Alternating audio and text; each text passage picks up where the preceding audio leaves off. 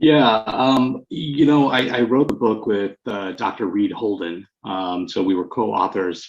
This is the second edition of his previous book, Pricing with Confidence. And the name is appropriate because pricing is one of those things that's a face of a company. Typically, if I look at a SaaS company, I look at people that are putting up websites. Pricing site or the pricing tab is usually the second most visited tab besides Right. the homepage. So pricing is really a reflection of who you are as a company.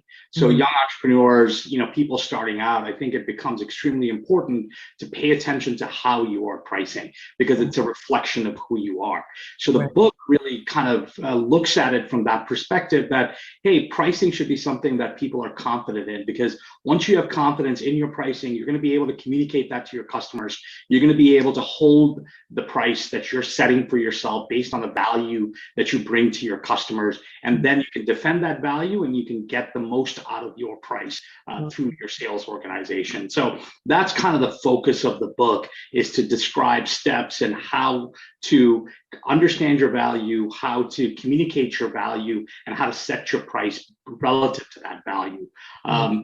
And this is the second edition because we kind of frame those building blocks of pricing around inflation in a volatile market. So how in this kind of a tough market, how do you use pricing as an offensive weapon? How do you protect your margins and not just go down to the common denominator, the lowest price, because your customers are just clanking for it, right?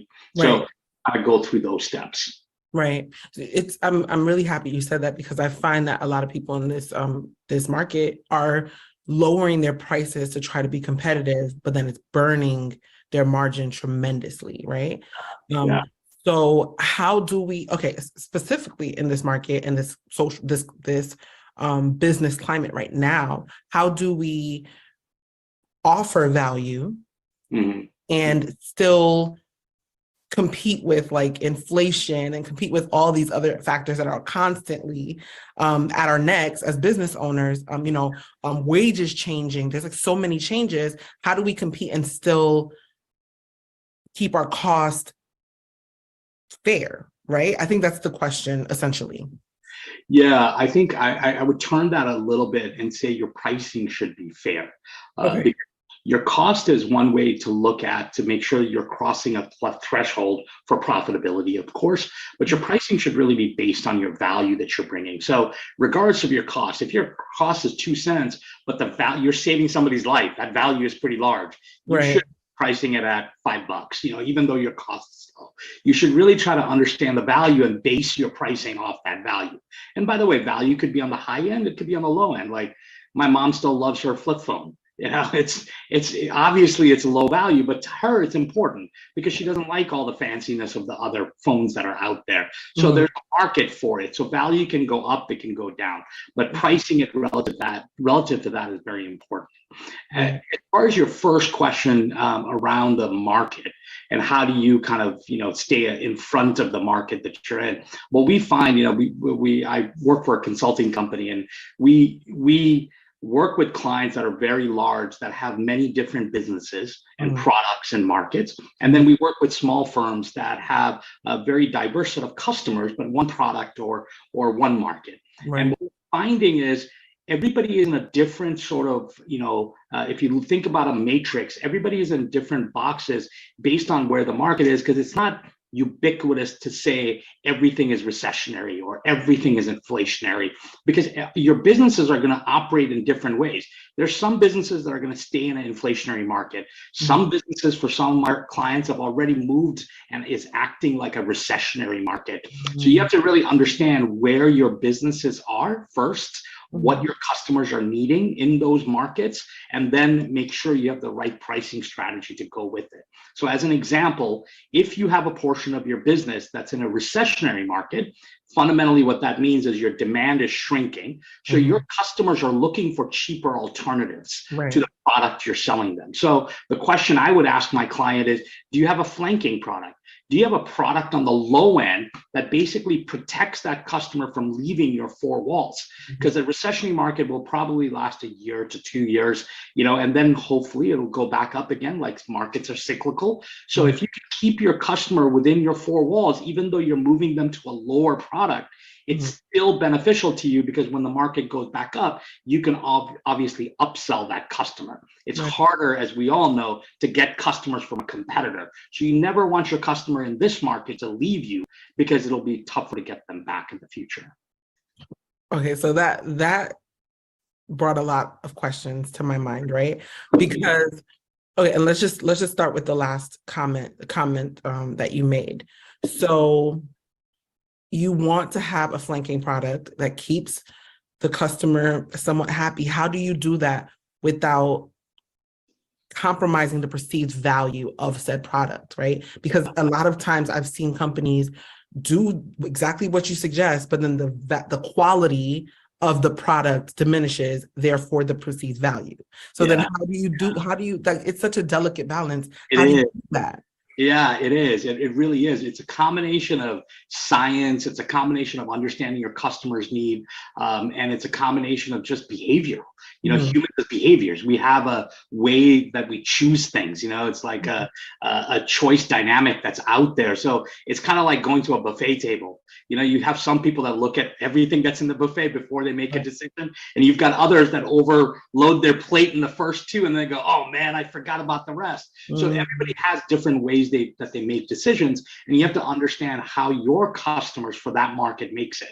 We have a term that we use that makes sense, I think, for most, is fencing. When we create offers, let's say a flanking product, we want to fence it off so your high value product doesn't get diluted from that perception of value. So how do you build those fences becomes the art that we teach our clients to say, okay, you can build a fence based on features you put into your product. You can build a fence by having the price metric, how you charge in there. So there's different strategies you can utilize to build those fences that protects your market, because you're 100% right. The worst thing you can do is take your high value product and dilute that value down to the low, because once a customer starts paying for that value, that means that value is equal to that price. It'll be very hard for you to move that up at that point. Right. No, that makes sense. So if I'm understanding correctly, so when you're building out your 3 tiers, let's assume it's a 3-tier system, because that's suggested as the best way to do that, right? Let's say you're building out your 3 tiers. You want to make sure that the lowest tier always is flanked, essentially. And then your middle tier kind of like falls somewhere between the two, but then the higher tier maintains all of its intrinsic value, so that you don't have to try to dilute it in any way. Correct. Great way to think about it is BMW. You've got your 1s and 2 series. Well, 1 series now because supply demand is high value. But if you think about the 2 series, the 3 series, the 5 series, the 7 series, and the features that go with them, it create those natural fences. And it allows a customer like myself who can't afford a 7 series, let's say, I can go in at the 2 series and still experience that brand. And then when I do make more money, I can upgrade, I can move up, I can find other ways to give them more of my money in order to get the higher value, because I've experienced that overall brand value and I'm very much interested now. So they have a nice strategy, a stratification of value through their product portfolio to be able to upgrade customers over time. Right. That makes sense. So can we speak to the difference between, I think we should scale it way back because we sell a lot of things that are valuable, but I think the newer entrepreneur might get a little bit a little intimidated by this information. So let's scale it all the way back to like really understanding maybe even the difference between the cost of something and the value of it. Yeah, that's great. Yeah, that's a great place to start. The way we define value is how does the use of your product or service affect your customer?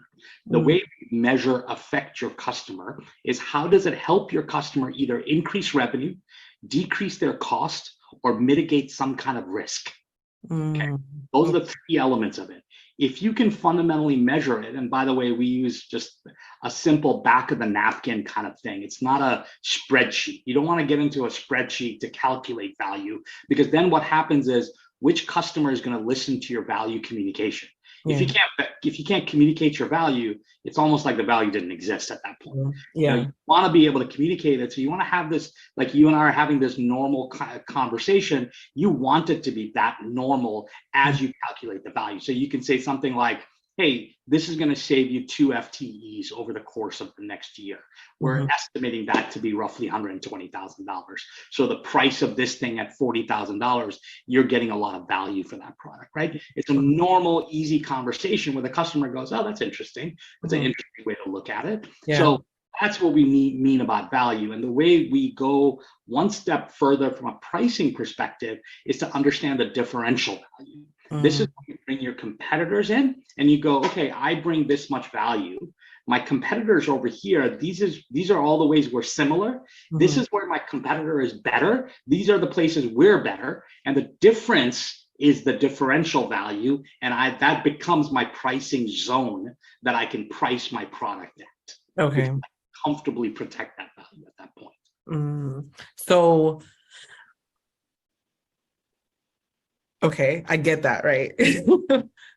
Speak to the person who wants to have margins that are larger than what you're speaking to might allow. Yeah, I think first of all, if you are starting out, if I'm coaching a new entrepreneur starting out, first of all, err on the side of high prices. Always err on the side of high prices. Don't worry about all the signs. Don't worry about all the fanciness. You should really err on the side of high price, because there are so many ways to bring your price down. Yeah. There's so many ways. No one's going to complain if your prices start coming down, right? So that's okay. It's harder to bring if your prices up. And what I see most entrepreneurs doing, especially the new ones that are starting out, is they get a little gun shy. And because they're gun shy and they go, hey, I'm better than this competitor over here, but they're priced at $100. I really need to be around 100, if not 90, if not 80. And what you're doing is you're diminishing the true value of your products and service at that point. And you can't do that. If you have a truly differentiated product, price it the way it should be. Price it differentiated, because you can find other ways to go after other markets. You can do a lot of these things. It's much easier to correct that error than it is if you go in at 80 and then you try to move that price point up. It's much more difficult. So I think for entrepreneurs, that's usually my first piece of advice I give them: err on the side of high. Okay, awesome. So here's another thing that we come across a lot, and I would like you to speak to it because you did mention behavior earlier. The consumer's behavior anyway. So let's say we've worked out all the kinks. We've erred on the side of high, right? We have a great pricing matrix. We understand what value we're bringing the customer, what we're pricing our product at. How do we navigate the consumer behavioral element around price sensitivity? Because that's always a factor that we always have to think about. Yeah. So most of my research that we did for the book, and most of my research in general, is B2B pricing. Okay. But I tell you that B2C mimics B2B quite a bit, or vice versa. And the reason is, at the end of the day, we're human beings. So even me being part of Holden Advisors, if I'm buying something on behalf of Holden Advisors, I follow a very similar pattern that I do that when I'm buying on Amazon, as an example, as a consumer. So there are some things that are different. Of course, we can all talk about those things, but there are things that are very, very similar. So price sensitivity is one of those things. Price sensitivity is a function of multi-variables.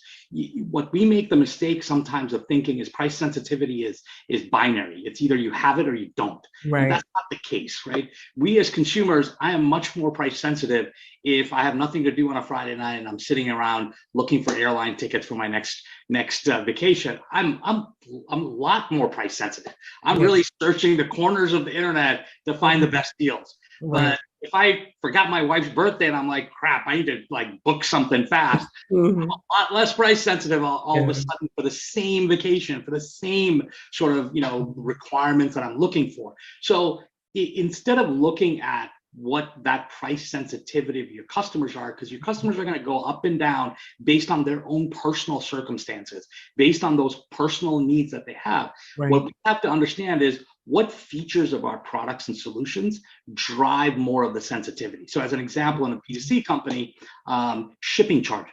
Shipping charges are one of those things that it's very, very unusual. Like my wife will pay more for a product, but she doesn't want to pay for shipping and handling. That's funny. Just very, very price sensitive to it. And okay, it makes sense. So you have to understand what are those features that drive that, so you can start doing A/B testing to understand your price, your groups, the cohorts that you have, so you can put the right offer out there. So it's all about, not about the pricing of your product, because remember, the pricing of your product is encompassing of everything else that you do also, including shipping and handling, including other fees you may charge, including your return policy, including all of those sort of customer experience or user experience that you have. So all of those things kind of, they contribute to that overall sensitivity. And you have to understand which ones are the bigger levers and which ones are the smaller levers, and when to pull what in what situations. Yeah, no, I love that. I think Amazon does a really good job with that, because the building out Prime, because they understood that consumers were sensitive to little things like shipping. And this is kind of, it might be a little overcomplication here, but the way I look at it is it's kind of a three-dimensional model. And we as humans, we even think about it this way, which is you have order attributes, you have customer attributes, and you have product attributes. All of those attributes create this sort of mechanic that's there that really drive that willingness to pay, or that, price sensitivity, or that moment in time where you can price what you need to based on that universal language of what are all the different elements that go into your pricing. Yeah, and it's interesting you say that, because Amazon is, I like dissecting businesses. We actually have like a series we're working on right now that that uncovers why it works, right? From small businesses to larger businesses.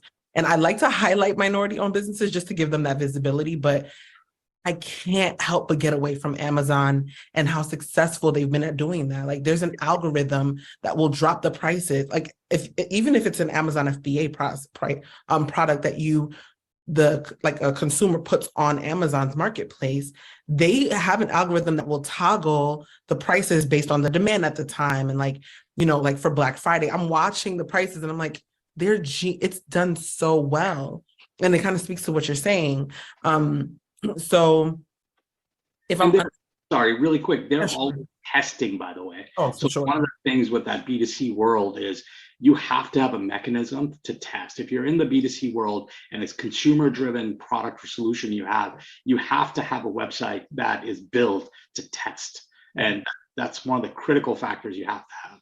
Yeah, and I've been preaching that from day one. I mean, like, there's and it's amazing because like I love Shopify as a platform, because for people who have a product-based business anyway, it's great because they have a lot of integrations that allow you to, there's one integration we've been working with for a while that is incredible. So it picks up data about where the consumer spends the most time on the site. So it's like a heat map. And it showed like the red zones are just like, around the top, or like which page are they spending around a lot of time looking at the description? Are they looking at the review? So where to put a lot of your energy and just eliminate what's not working, Yeah, right. So Shopify has really good stuff for that too. Like there's an email plugin that allows you a pop-up plugin that allows you to test different variations of the pop-up to see which one people actually sign up for the most. These things are costly though, right? And we have new entrepreneurs who are bootstrapping, taking out of their life savings, working to put a cash infusion into their business. So it's kind of hard to juggle all that. And plus they don't know these things, right?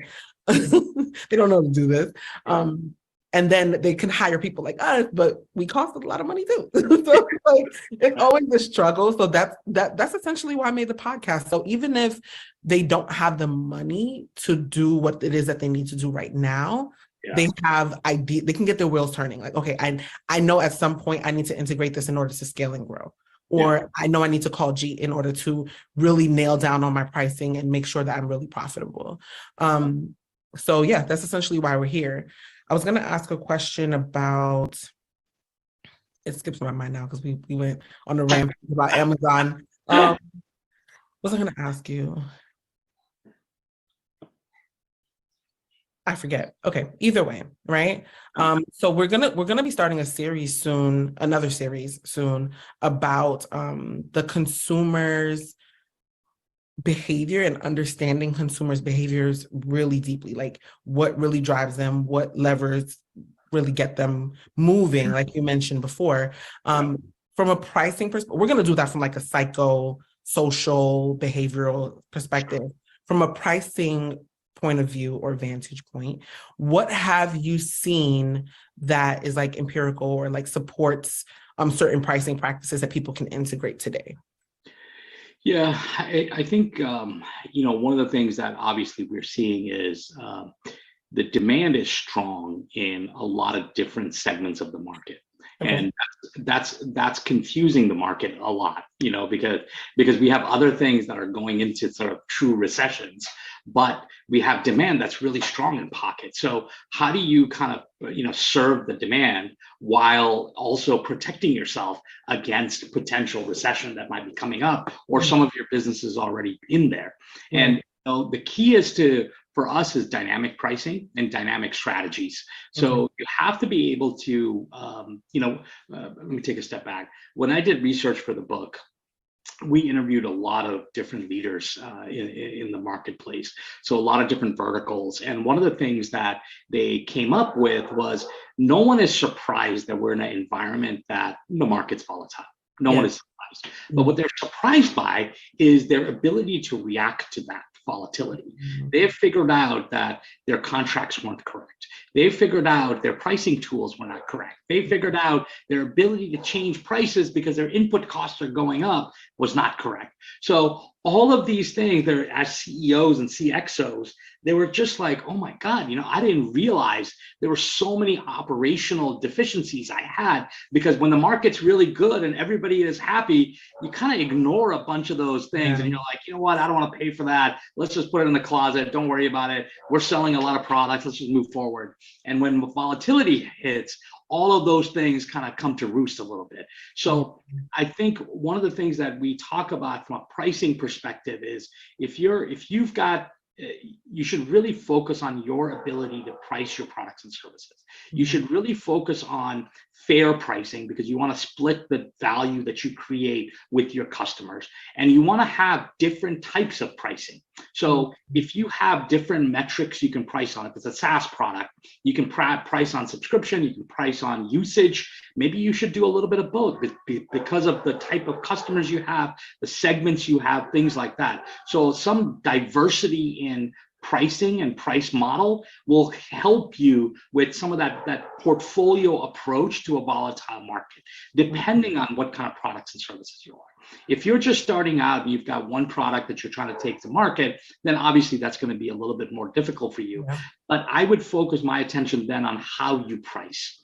How you price becomes very important. And we're seeing that trend really, really big right now, where end customers are saying, hey, consumers are saying, I don't want to deal with supply chain issues. I don't want to deal with labor shortages. You deal with it. I will pay you $500 a month. You deal with it. So what happens is that starts flowing. And now you've got companies that are partnering together. Companies are coming together to create solutions for that end customer.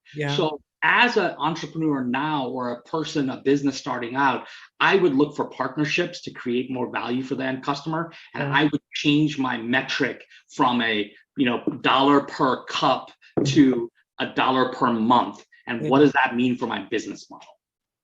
I think I'm in love. I swear to you, I said this, like, especially for small businesses. I said this, I want to say 2 weeks ago. I promise you, I was on Instagram and I was like, businesses that are going to survive in the future are going to have strategic alliances. They're going to understand the importance of like integrating, like not just laterally, but in other ways as well. how to fulfill a service for an end user. And that means a price adjustment. And when people hear that, they think, oh, now I got to pay someone else, or I have to, I have to split the piece of my pie that's already this big, with someone else. But it's going to be a numbers game. And I think that's the long-term solution. Yeah, I think so too. And I think people also understand that there are different flavors of partnerships, right? Yeah. I think sometimes when I'm consulting with a client, they have a perception of what a relationship is, and they get stuck in that box. And it's like, no, a relationship isn't sharing your pipeline. That's not a relationship that I'm talking about. Yeah, right. A relationship isn't a marketplace where you're like, hey, my product's on Salesforce.com. I'm good to go. That's my partnership. I'm partnered with Salesforce. Well, guess what? Salesforce doesn't give a hoot about you. You're just a logo that they're putting into their marketplace. It's a great place to get demand, but you have to fight through everybody else that's there. A partnership is where you guys are coming together to create a unique solution, and the customer does not see two companies, they see one that's out there. Right. That's really the future. And it might take a few steps to get there. So I'm not saying, make the leap now and figure it out, but there are different steps you can take now to get ready for it. Do you have any examples of any companies that have successfully done that? We see that a lot in technology where people, because the subscription model, the usage model is very prevalent. They're the ones that kind of are picking at it quite a bit. And the invent of cloud and what cloud has created, you see a lot of technology companies coming together. We have one where Intel and GE are coming together to form a telehealth company. So they're backing that. So there's a lot of big companies coming together to create sort of that user community, user-based problem solving, basically. So there are quite a few that are out there, but I will tell you, it's still in its infancy, because everything like, if I look at IT, you look at Cisco, what they're doing with their partnerships and things like that, it's still very brand driven. And there are very few examples of brand agnostic where you create a third party brand, which becomes that face to that consumer. That's a little bit more rare, but I think that's where the future is. Right. Okay. Awesome. My other question to you, and I think this might be my last question because I know we said we were going to leave at 30 minutes, so we're a little over. So, and now I forgot it again. Mommy brain is a real thing. Oh, and now I remember. Okay, so I mentioned earlier, like a little bit off line, that we were going to be running a 20K growth grant. And what I want to ask you is, for someone who has that large cash infusion into their business, what do you think would be a good place to put some of that money to help shape some of the pricing practices in their business to help you take that money, leverage it, and help them to grow? I think that the one of the first things most companies should do is, it sounds simple, and it's surprising how many companies don't do this, which is to understand your customers. It sounds very simple to say, but most companies I see are really, really talented and smart people who stumbled upon a technology or a product. They're like, holy crap, I just built something. And look, people are buying it. This is awesome. And it's not customer led. It's more product led. And if you get that infusion of cash, I would take a little bit of it. I'm not suggesting spend 20 grand on understanding your customers. Some people can do it, but take a little bit of it to understand what your customers' needs are, how it drives their business decisions, and how your customers are set up. Do you have, one segment? Do you have 15 segments? Do you have different buying centers? What do they value today, and what will they value in 2 years, in 4 years? So you can align your offerings correctly, because what you don't want to do is, hey, I'm going to have a product for $100. Oh, look, I'm not getting more customers buying it. I'm going to add more features to this product, and I'm just going to keep adding features. Hopefully something will sell. Yeah. You don't want to be in that predicament, because you're diluting your value. Your pricing is bad at that point. Your segmentation, your go-to-market is poor. Everything is crumbling at that point. Yeah. So if you start with the customer and then go backwards, because then you might say, this product's over-engineered. Let's take some stuff out of it. Let's lower that price and get it in line with that value. Then it's going to hit the market. Then we can worry about the next product next. So I think that's the best sort of first step. That's awesome. Thank you so much, Jeet. Please let us know where we can find you online, where we can find the book. Are you on all the book platforms? Yeah, I think Holden Advisors is all of our handles, and then Pricing with Confidence is in Barnes and Noble as well as Amazon. You can find the book there. Right, and I'll be sure to link everything below. Thank you so much for this information. For those of us who's already been listening to the series, it's confirmed a lot of the conversation that we've had before, but it also introduced a lot of new concepts that I think people will be able to do some research about, look into, or consult for. So thank you again, Jeet. I really appreciate your time. Thank you very much. Appreciate it.